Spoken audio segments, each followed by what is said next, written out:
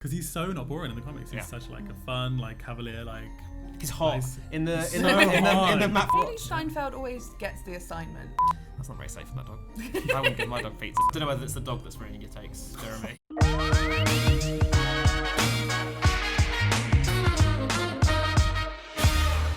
Hi everyone, and welcome back to We Need to Talk About, a TV podcast series where Digital Spy gets together to chat about all the biggest and best TV shows heading our way. So I'm David Opie, and I'm here with Ali Griffiths and Teddy Pierce. So today, obviously, we're talking about Hawkeye because that is the biggest, most exciting new Disney Plus drop we've had in Merry some Christmas. time. Merry Christmas, Merry one Christmas.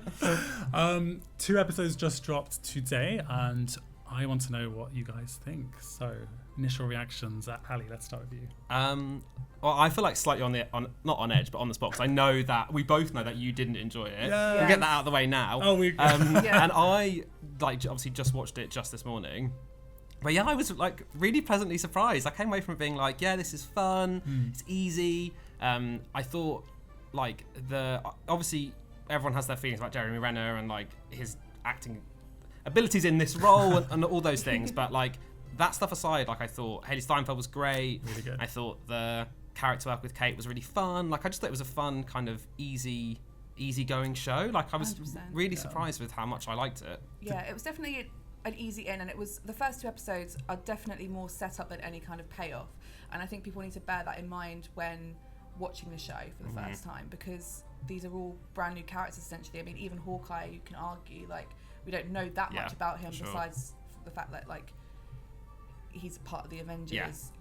So it's quite nice to sort of establish where everyone's at, and I'm really looking forward to see what the next few episodes hold. I think it's going to be great. Yeah, I think it works as works as setup as well. Like I'm getting all the positive things in now. But I did, like it definitely like it's doing the thing that, and it's kind of the, maybe you could argue like the sin that a lot of the MCU shows have been guilty of, like in the sense that maybe they were first written or ideated as movies, and then you slice them up, and then you end up with the kind of pacing that doesn't necessarily lend itself to TV. So like Falcon Winter Soldier had the similar thing where we got to end of episode 1 or 2 and we were like, oh, what's happened? Like, what? There's no arc in the episode, and it's kind of similar to here. WandaVision was a bit different, obviously, because it was doing completely different things, especially at the start. Deliberately episodic. Yeah, so that makes sense. But yeah, and so I think the pacing, like you're saying, it's doing a lot of setup, but I think it was engaging enough that I was like you said, I was kind of like, okay, it's set up now. Now I'm excited to see what the payoff is. And there was enough to be like, okay, I want to tune in for episode 3, because it does fall. I mean, I kind of fell foul with that with Falcon and Winter Soldier, where it was just kind of like I felt like a film was stopping and starting. Yeah. And I had to wait a week to watch the next half hour, or hour-long film. But it's this one. It definitely felt like, right, okay, this is the new world. I kind of didn't understand why they split it into 2 episodes. Personally, I feel like they should have just bunged it together into one really long episode, and maybe even bookended it on the other side at the end of this series with another hour-and-a-half long episode. But regardless, I just feel that it was all world building more than it was the storytelling. Yeah, really. and I don't hate the world building. I think world building is key, obviously, and but like you said, I totally agree. Like, we need the setup, of course, and I think it's going to get better and better as it moves on. But just for me right now, like I had to write a review, for example, and I only had to do it based on the first 2 episodes. So just based off that, I felt like we just need more. I don't know, the pacing was off me again. Like you said, I think it could have been 2 episodes combined in one. Hailee Steinfeld was amazing.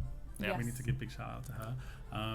Definitely the MVP. Yeah, for sure. Yeah. And I thought she was like, so I think, I do get what you mean. Like, I do think, I'm not like the Hawkeye Defender is logged on, but there is something, I think all of those things aside, to discount your opinion, but I actually thought the writing and the comedy really worked for me, which I know is like a strange thing to say in the MCU at this point. Like, I laughed out loud at points. Like, I think it was there was something there, even if, like you say, the plot was a bit, like, not a lot is happening. I felt the character work really worked for me, especially with Kate, like seeing her family life and like getting a sense of like where those relationships are at the moment. Again, it's set up, but it felt like it was fleshing things out enough, and maybe it was because I was so charmed by her performance, but I felt like I was kind of, okay, like I'm buying you as a character, and I'm buying this slightly weird dynamic, and you're like this ultra rich, like young woman on her own, and there's something juicy there, I think. So I had a theory about this. Less a theory, more than observation, is I felt it reminded me quite a lot of The Incredibles. Ooh. And Kate is Syndrome, and Clint is Clint's Mr. Incredible, and in the exact same sort of plot devices, like she saw him as a child, and suddenly she wants to be him and starts emulating him in several ways, and then by chance like finally gets to meet him, and then is like tries to urge him to recruit her, like be part of it, and like I guess the difference is in The Incredibles he says no and he goes, well, okay, I'm going to be a villain then. Whereas I kind of think in itself it might actually play out and will end up similarly to that, where Clint will be like, I'm done with the whole Avengers thing, I want to be a family man, and she'll be like, right, okay, fine, I'm going to go join the Young Avengers, which we all know is a little bit on the sketchy side as it stands. Like, they have good intent, but it might not actually be have good purpose behind it. I think there's definitely something, that's weird, I hadn't thought about it that way, but there's definitely something there. So we should talk about the opening sequence. Oh yes. Because we've spoken before about like the various merits of different child actors, but that aside, I did think like that really worked to me, like seeing young Kate in New York, and like they've done it a few times in the MCU where it's like, oh, it's 2012, the invasion of New York is happening, and like we know what's going on, but it still kind of gets me. Like, I'm still into it. Like, I'm still seeing the Chitauri like fly past the window. I'm still like, oh, this is still kind of exciting. It looks good. It's a really iconic moment, but for me, I felt like, when are we gonna let this go? I felt like 5 years ago we were watching like Daredevil and Luke Cage, and they kept saying the Battle of New York, and I was like, by then I was already a bit fed up of it, and I was like 4 years later. Now we're like 10 years later, and I'm like, they do go back to it a lot. And I know it's an integral part of their history, obviously, and it's one of the only big events they've had other than the blip. But like, I guess so. I feel, I don't know. I mean, to be honest, I thought it would start at the blip because it didn't actually specify a time, did it, when it opened? Oh no, it said 2012. Did it? Oh, maybe I missed that bit. But it was in my head. I thought there was a point where she's running around the mansion going, and no one's there. Mom, Dad, where are you? Blah blah blah, and obviously stuff's happening. And I thought they've blipped, and she's by herself. And I was like, that would be an interesting way to do it. Like, how is this like preteen girl gonna survive the next 5 years without her parents? But I'm going in as someone who doesn't know the comic books. Sure. I'm going in as someone who's very like green to the whole Kate Bishop history.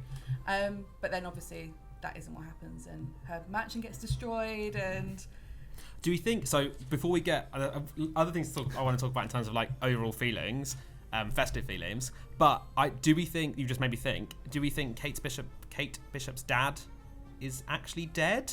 Because you never see, because you saying that, like, you never see a body. You see Kate run to the wall, and then her mum, she's like, "Where's Dad?" And Vera Farmiga hugs her, and it's like, and that's the end of the scene. And then we suddenly we're at a funeral. We never see like a body in that way. So like, do we? And that's a bit morbid, but do we think he's actually dead, or are we going to get like a last episode reveal, like, oh, I'm here? Yeah, we get our tinfoil hats on. I feel like I wouldn't rule it out, because there is that sort of rule, isn't there, in film and TV, where it's like no body, no death. Yeah, exactly, 100%. Especially in this kind of genre storytelling, I feel like.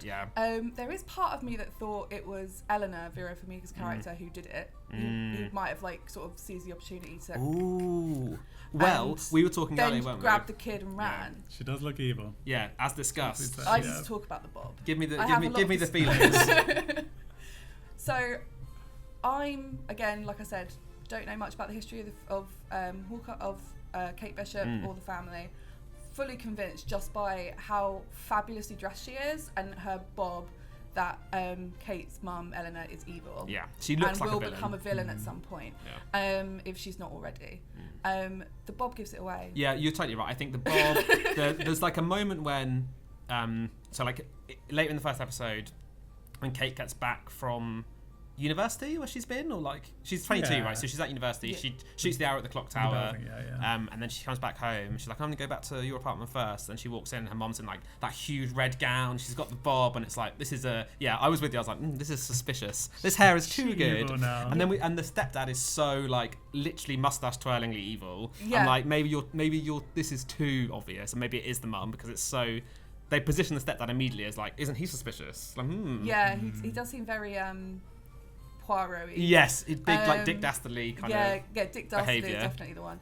But there is something about, I mean, there are all, it's become, obviously there's tropes in film where certain things give things away, like something I previously mentioned before, and it was present in Falcon and the Winter Soldier, was the Apple Tell, which is only good people can use Apple products. That's the only way that Apple will allow. Yeah, that's like it's like a literal rule they have, right, where they don't let. Yeah, it's a literal rule that they don't allow them to be licensed to villains. So funny. And that gave away to quite a lot of people that, oh my God, what's her name? Sharon? Yeah, Sharon. Yeah, Sharon. Sharon Carter. Sharon Carter was evil because she was never seen using an Apple product. So funny. It's such you think they'd find a way to like get around it or something. Like Bapple. Yeah, exactly. Yeah. Oh God, that's so funny. And for me, another one of those is the sharp bob, and it's like the sharp bob goes across the fringe, goes like just under, like everything sharp, sliced lines, really like kept together. And then when things start to go wrong for that villain, the hair starts going. It becomes crazy, a very like and easy kind of like visual metaphor, doesn't it? Where it's like, oh, now they're. And it's so present in so many films. And I mean, I've like just off the top of my head, we've got Amy Dunn from Gone Girl. She had the bob. Of course. And then there was Kristen Wiig's character in Barb and Star Go to Vista Del Mar, which is a bit of a weird one, but she like had the bob as well. And then if you've watched Netflix's Behind Her Eyes, the lead character in that, who also had like the bob, it's very prominent in these kinds of shows where it's like all mystery, like what's going on. And when the second I saw her in that bob, especially the dark bob as well, which is so like sort of framing. And also the casting of Vera as well. I just feel like you can't just have her be. I mean, I guess it's not above Marvel to cast someone as like a red herring like that, and there are so many things about her, like the fact that she's always so stylishly dressed, and she just happens to hang around with these people that are slightly dodgy. It would be like, it would be a waste. Black market of. Like dinosaur skulls or whatever. Yeah, black market bidding and stuff. I feel like there's no way that they've just done that accidentally. I don't think you cast someone like her in a bit role. I know you're going to say Linda Cardellini. I'm going to say Linda Cardellini. Like, although I appreciate, obviously, that's a leftover as it were from the film. Yes. So they still need to involve her, but they could have brought her in a bit more. She needs something. I mean, she has cute little lines on the phone, but we need more Linda. I know, but Linda Cardellini's always. A lot of her characters are very similar in the sense that they're very smart and clever and well put together, but they've also got like this homeliness to them. Yeah, for sure. And so because of that, she does make such a good wife for Clint. It's like, this is home. Yeah. But she just deserves better though. She's so much more than just a wife. Yeah, she could be. Yeah, well, she is more than just a wife. But I just like maybe I don't know. Who knows? Maybe they'll bring her in later on, like to do more for that. But yeah. Speaking of other amazing characters, obviously we need to talk about Lucky, the pizza. Oh yeah, Lucky the dog. How do we feel about Lucky? Yeah, it was like it's our favorite character. Yeah, he was just very cute. Like as soon as he's a very good boy. Obviously, he's in the in the comics. He's just there from the get go, and again, it's just like this. I love a dog that's just like just there. Like he wanders into Kate's life. She's like, oh, it's not really my dog, and it's just like there. He's so cute. He's got one eye. Like it's just adorable and very Christmas movie-y. It like has a big like you know, what do you need to have make a perfect Christmas family? You've got to have a sad looking happy dog. Like it's all it's so perfectly festive to have Lucky there. Just so cute. And the pizza in it is, you know, it's a cute bit that he only eats pizza. Like it's silly, but it's like it's almost very comic-y in some ways. Like because watching a dog eat a piece of pizza, I was like, that's not very safe for that dog. I wouldn't give my dog pizza. But I'm like, yeah, it's cute. It works. Suspend your disbelief on this one thing that you would let your dog eat a pizza. I interviewed Jeremy Renner and Hailee Steinfeld, and I asked them about the dog because I'm obsessed.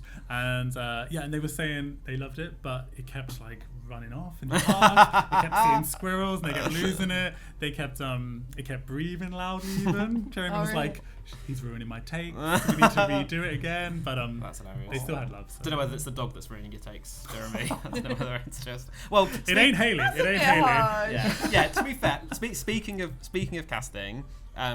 We'll get to Hailee because I think we're both quite keen. But how did you feel about Jeremy Renner in like seeing him again and him having some space to actually like, even though he's not in it massively in the first episode, like giving room to breathe and do some acting and actually kind of like work. I'm going to be really controversial here, and I think that he's actually quite a good actor. Ooh. And I quite like him as an That's actor. controversial. I really like. He did a film quite a while ago now with I think it was pre-Avengers days, playing Jeffrey Dahmer, and he was amazing in that.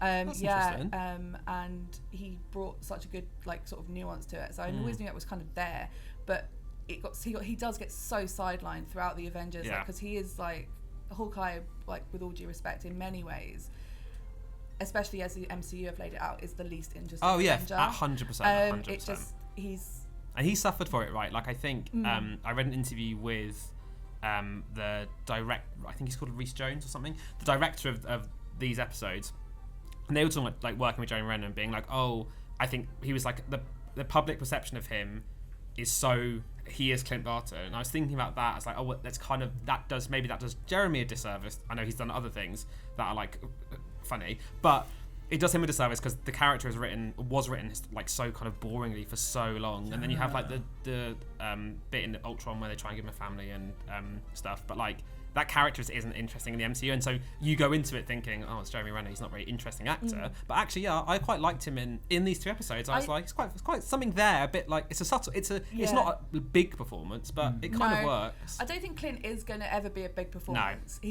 It's just not the kind of character that we know. We've known him now for a decade. We can't suddenly have him be like, go home and be like, what? Yeah, like cracking jokes and being bombastic. Yeah, and he's your bog standard dad, really, away from being an Avenger. He just happens to have this side hustle of saving the world. Yeah, for sure.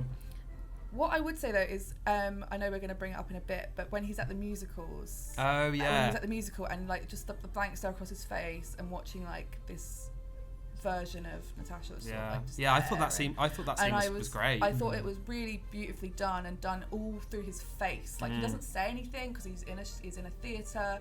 But you can kind of tell, like, he's sort of sitting there going, why am I watching this weird version of my life being played out via musicals? Yeah, for sure. Why am I even here? My friend is dead and she's now being performed as, like, some sort of theatre character as if she's not real, and it all feels very bizarre. Like, you could tell, like, I don't know if it's just how I read it, but I sort of saw it across his face, like, what is going on? Like, my life has literally become a caricature, it's become a comic book. Yeah. And that was, it was all done with nothing but his eyes and his face. And then I will say I really liked that opening scene. Yeah, I really liked it. Because, as much as I said, let's let go of the Battle of New York, I do like that it's looking back at things we didn't cover enough.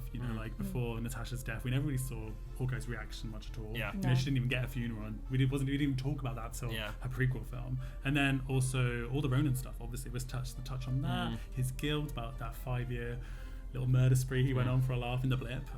So I really appreciate that about the show.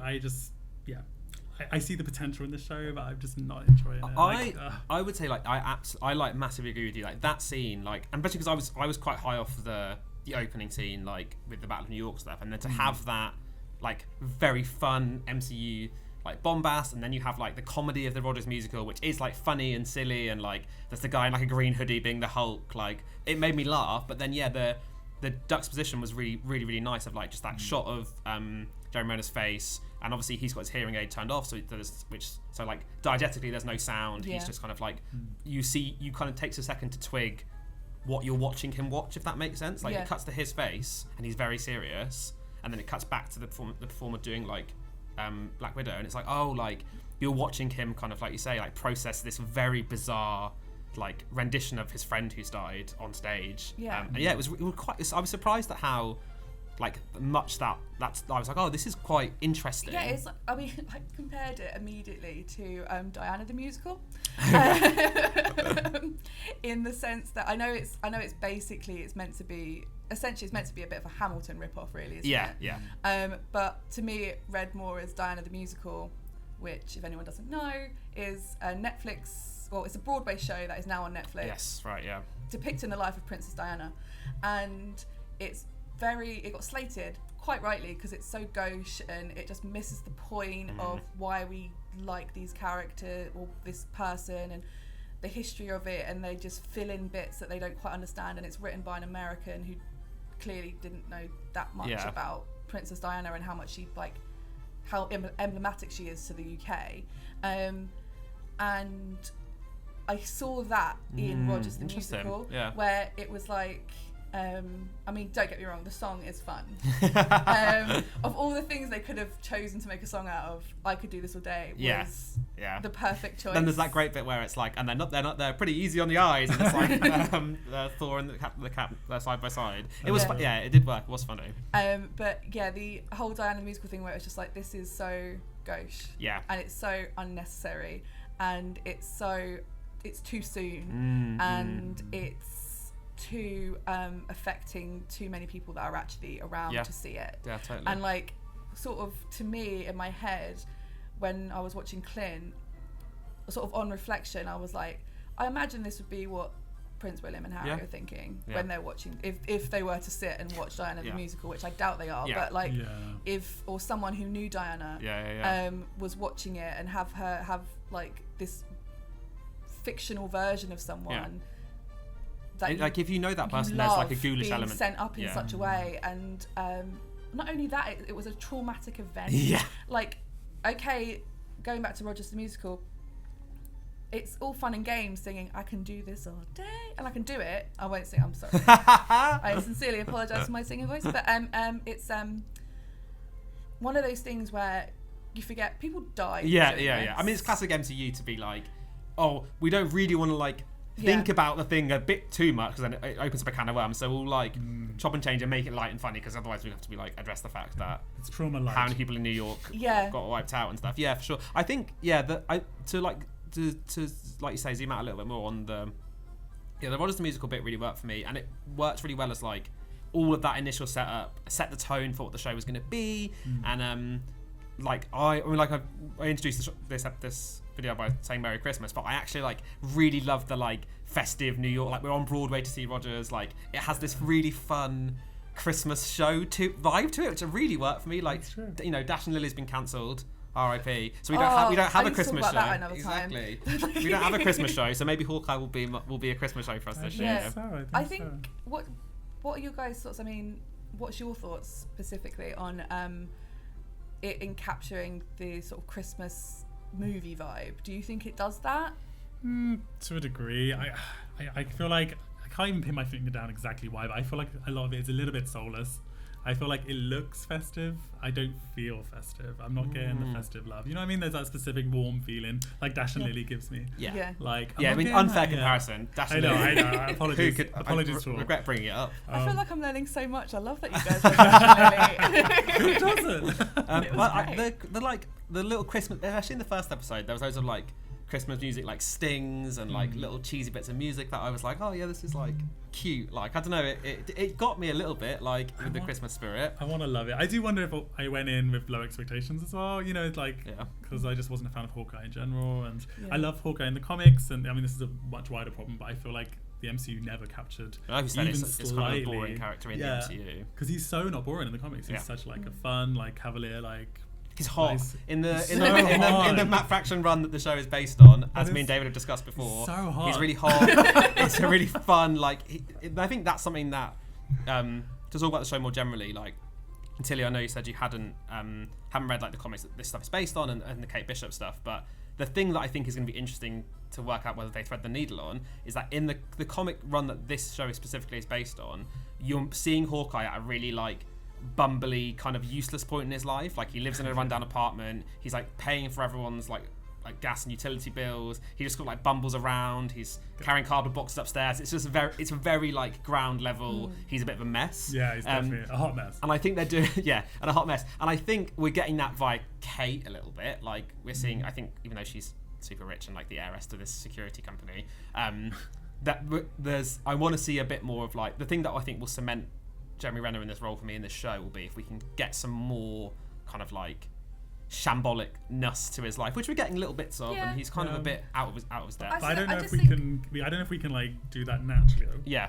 Oopsie daisy. Do you know what I mean? Like, in terms of what we've already established, it feels like maybe we're too far gone. Like, we've invested so much in this boring, surly, grumpy poor guy. For him to switch him around and be this pizza eating, like, beat up mess. Yeah, true. It might be tricky. I want it. Might be tricky. I don't know. I think it's. I mean, I felt the Christmas vibes more, but it's more the beginning of a Christmas film vibes, where like it's very someone who doesn't even celebrate Christmas, doesn't feel like this yet, then gets sent to a rural town to fall in love with the guy who runs the Christmas tree lot. Like, it's not got to the Christmas tree lot bit yet, so I'm waiting for that.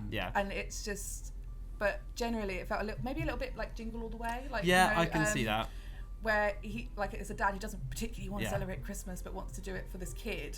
And you, like, Hailee Steinfeld is like the Christmas surrogate, and if you replace like Christmas with being a hero, it is that structure. It's very structured. It's like him meeting her being like, obviously she's been training her whole life because she's been so influenced by him. She wants to be a superhero so badly, and he's like, oh, A, it's really dangerous, B, you're a kid, you shouldn't do it, and C, I don't really want to do it anymore. And you're definitely getting that like Christmas Grinch versus the little Who girl joy vibe. Of Christmas, exactly. Cindy Lou Who. Cindy Lou Who, exactly. Speaking of Hailee Steinfeld, before we move on to like any other specific bits, did you? Because I know you're a big Dickinson fan, aren't you? I love Dickinson. And we were talking earlier, like Hailee Steinfeld like really worked for me in this. She made me laugh. There's a scene where she's like in like an all black suit with the shirt, and she's like sneaking around. Like every scene she was in, from the action to the heartfelt stuff, really like I was like, you're good fun to watch. Hailee Steinfeld always gets the assignment. Whatever she's put in or performs, because she also sings and stuff like this. She doesn't.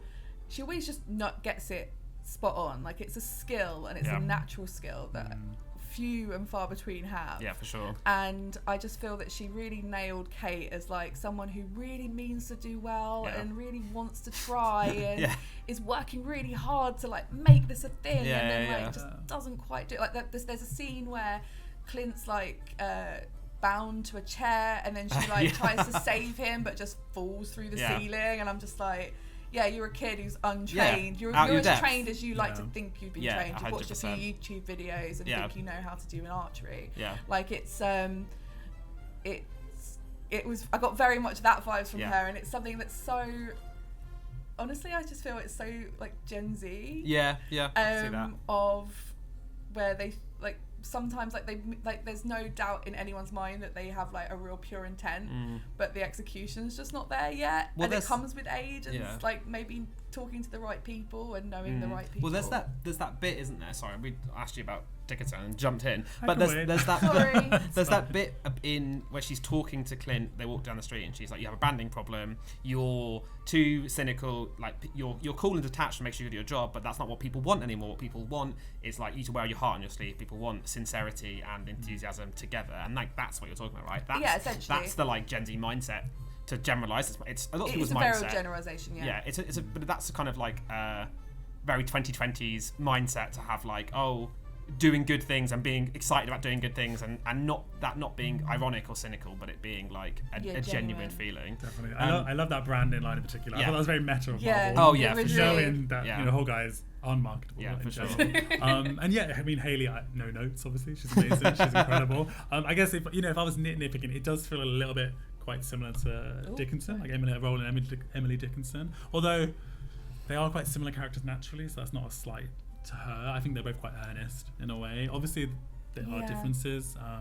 But and maybe it's just because I've binged season 3 Dickinson very recently and I'm obsessed. I haven't started it yet, so no spoilers. Yeah, I've never seen it, but you have sold me on. Everyone I know who watches it, it's like, you need to watch it. It's so good. Get on it. I guess we need to talk a little bit about moving to the future of Hawkeye too, because we're 2 episodes in. Episode 2 ends with an exciting little reveal, which isn't obvious. I think if you don't read the comics and stuff, you might be like, "Who's this girl?" Well, I read the comics and I had no idea who that character was. Completely slipped my mind, really. It kind of, I was just like, this is a thing that's happening now. It's played like a reveal, and I'm like, well, I've never met this character before, so I look a bit of a weird to be like, she turns around, it's the classic MCU, like, haha, it's me, and I'm like, I don't know who you are. I'm not shocked by this. Classic Marvel. They're just assuming everyone is. I call it like 50 years ago. It's like the thing in movies where it's like, it's the 1917 thing of like, when you stunt cast someone, but you play the stunt casting within the structure of the film. So like in 1917, when Benedict Cumberbatch turns around, and like that's not shocking to the characters, but it's shocking to the audience. So why are you showing us that, if that makes sense? It's this, like, there's the reveal. I'm like, I don't know who this person is, so why is she turning around dramatically? I think it's also slightly different to what's been happening before, where like the turnaround reveal kind of situation happens, where normally the turnaround reveal comes after we know that it's coming. Yeah. So for example, I guess Doctor Strange, just for argument's sake, if he was in a situation, we know like there would be a lot of announcements going, Benedict Cumberbatch has been announced as Doctor Strange, and like we're waiting for it, and stuff like that. But the problem is with Echo is we don't, like, there was no build up, there was no major announcement of, they're going to involve Echo. I mean, if it was someone, say for example, if it was maybe possibly Yelena, then it would be a different situation where we'd be like, oh my god, it's like Florence Pugh. Even if I don't know the character, it's Florence Pugh. I know Florence Pugh. The reveal sort of works still. Like, it felt very random, and also like she's not a known actress. I think her name is Alakwa Cox. But we're setting that character up, I guess, to do stuff. Yes, Echo is going to be a big deal moving forward. In the comics, she's sometimes like a villain or a hero, kind of flip between a bit, because she was Wilson Fisk's adopted daughter, the Kingpin from Daredevil, and there are even some people thinking, if Daredevil comes back, maybe people are desperate to get Daredevil. We all want Charlie Cox back. I know. The thing is, there's so many between that and Spider-Man. I feel like they're just teasing us now. Like they just know that it's going to come. But question, is she part of the Young Avengers or associated with Young Avengers? Not the Young Avengers at all, no. Just the regular Avengers. But she, interestingly enough, was disguised as Ronin. There was many months, and the comic book readers were like, who is this? Is it Hawkeye? Is it Daredevil? And then she pulled it off, and it was Echo, who people only really knew from Daredevil, so she was quite a minor character. Okay. And then she was an Avenger, and now bits and bobs she's done, and now this year in the comics she's the new Phoenix. Okay. So X-Men links too. Obviously that's never going to happen. Can you imagine? But what's most exciting about her is, that she's a deaf Native American character, one of Marvel's first. I mean, probably only who's both of these things. And then the actress they've cast is also deaf and Native American. That's she also has a prosthetic leg, and I read an interview how she loves doing the stunts, and she gets in and is like phenomenal at that too. That's really good. That's and it's awesome. nice that it's really good to see the MCU like catch up, like finally listen to the whole world that's been telling them to like diversify their casting for years and years and years, and now they're finally starting to do it. Maybe it's too like it's good to see it now at the end of the day. 100%. Yeah. I mean, it's going to be interesting to see how that plays out, because obviously now they've actually given Hawkeye an hearing aid now. So, and there was sign language used. ASL to his during son. And then the henchman again with Echo at the end. I think that's something that I'm like. So we're talking about like what we kind of like hoping for moving forward. So we've got another 6 episode series, something like that. So 6 total. So we've got 4 more. I'm looking forward to more exploration of that stuff. I think that's a really interesting angle to view like Clint's experience on. Like, here's this kind of like physical reminder and physical kind of way that his life has been impacted by the things that he's done. I think kind of like engaging with that could lead to some really great storytelling, especially like with Echo, for sure. And I think that could be really, really cool. I'm really keen for that. And like I've been a bit down on it obviously, but I am very, very open-minded, very aware. I think it is going to get really good. I have a good feeling about the future of it. I really want it to lean more into the Christmas thing. Yeah, me too. I know that sounds really silly, but like I feel like the Marvel series as a whole, they seem to be so specific in their genre and angle, with the exception of Falcon and Winter Soldier, which felt more like a film. Just meh. Like, it really was. But like WandaVision was so specific in its like dedication to like the sitcom tropes. Definitely. Loki was very time traveling. It was very Doctor Who vibes. Now this, I really want it to lean into the Christmas thing. And if there's 4 episodes left, won't the last one air on Christmas Day? I think it's around Christmas Day. Yeah, that makes sense. And it's the whole setup has been like, it's 5 days till Christmas. Like we're doing, which is a very Christmas movie thing to do, to have a countdown to Christmas Day, right? Christmas, so that means, if I'm right, so next. I can't remember offhand. It was either the day before or the day after. Leaning more into Christmas or Christmas Eve. And I thought it was really smart just to bring the Christmas thing in general, because like you said, all of them do have this angle, and it's Hawkeye. It's like, well, what's the angle? What do we do? And it's like a family thing, and I just think it will end with him. Wasn't there a thing actually where his daughter was like, "I want you home for Christmas"? That's so I reckon that might be maybe the last shot or something. The last shot of him actually making it home for Christmas, and then Kate maybe taking over. I'm ready for some schmaltz in that way. I'm you more need Christmas it at schmaltz. Christmas. It's like the rules. You need it to be schmaltzy, and you need like presents that are clearly just boxes wrapped that aren't actual things. Absolutely. And a Christmas tree that you definitely couldn't fit through the front door of this house that we're shooting inside. Exactly. Or maybe be like 3 or 4 just scattered around the house or like behind shots. Like you need that in your life at Christmas. So I'm really excited. Yeah, definitely. I really hope that they lean into it, and rather than just sort of ditch it and just have it be a really, because I do see your point kind of, where I just feel like it could go off on like a really weird tangent and just be a show with no substance. I can see it go wrong like that, but I trust Marvel enough to think that it won't. Yeah, fingers crossed.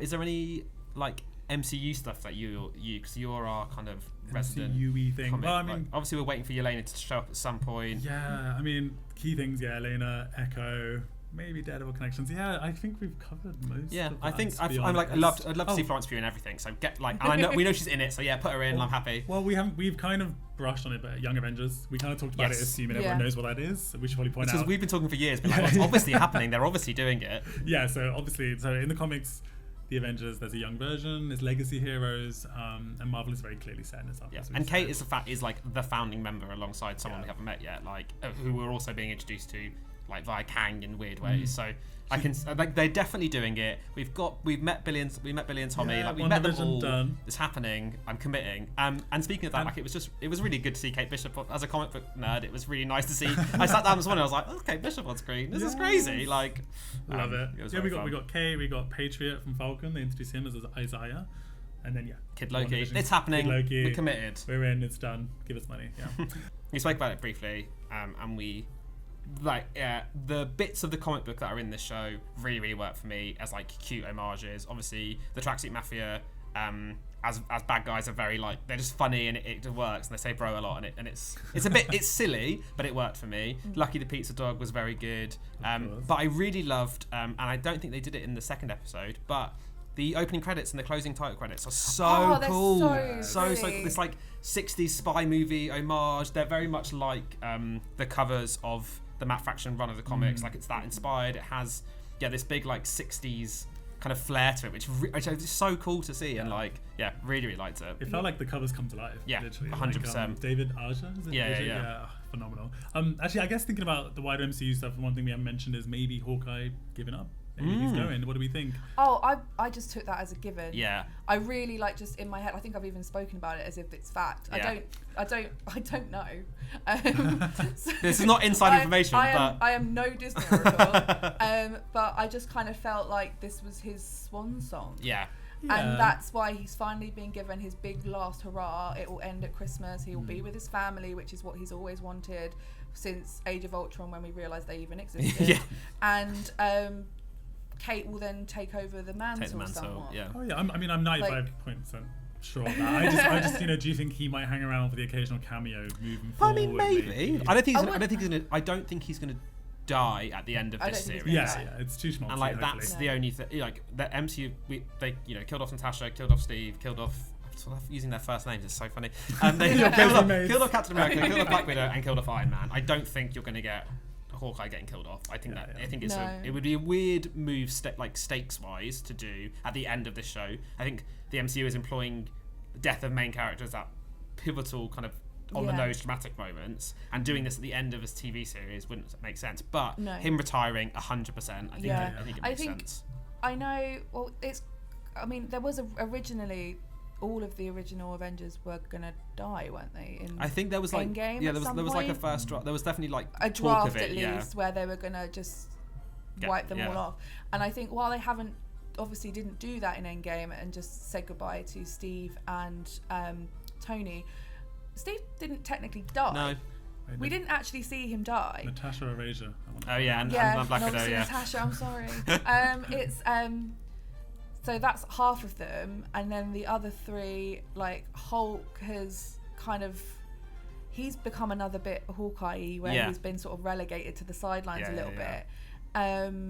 But we know he's in Thor, right? Yeah. Love and Thunder. And She-Hulk. He's definitely She-Hulk. Yeah. But I think this is coming up to my point, which is basically I think they're basically now gonna just everything featuring the original 6 Avengers are gonna 7 Avengers, whatever. It's their next feature will be their last. Yeah, I think you're right. So this one will be him finally retiring and moving on to his family.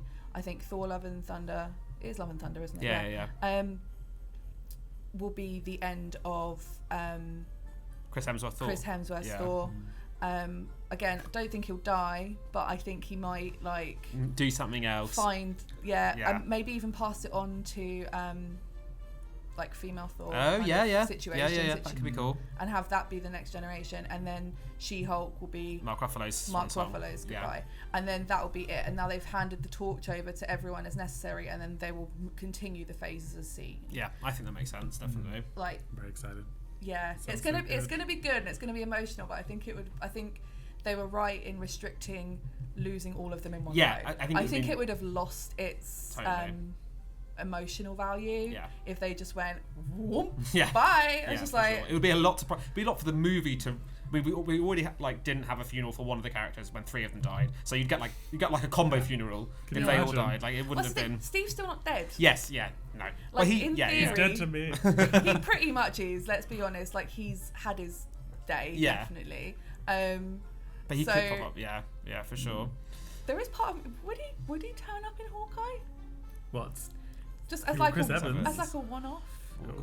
I Or just a musical, maybe. It would have Something been like very him funny to doing have him like back in the some background. weird interview of like, they do those Good Morning America interviews. Yeah, where it's like, so Captain America, how do you feel about Roger Stone? I would love to see him in the audience, just casually Yeah. watching Yeah, in the just in the corner. background. Yeah, that would have that'd been be cool. very That'd be Okay, cute. maybe not, but yeah, I definitely think this is like the beginning of the end of the first round of Avengers, Yeah. which we all knew was going to come anyway. So I think they're just setting everything up now. Yeah, which I'm It's quite good they're excited doing for. that. Yeah, You know, we don't want to milk it for like another 10 years because that Yeah. would get boring real quick. Definitely. Yeah. Definitely.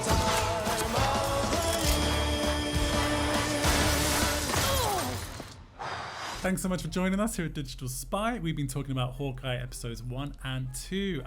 We would love to hear what you think, so please let us know in the comments below. And don't forget to like, subscribe, and do all that social stuff because we love it, and we've got lots of great more videos to show you very soon. Thanks, bye. Bye.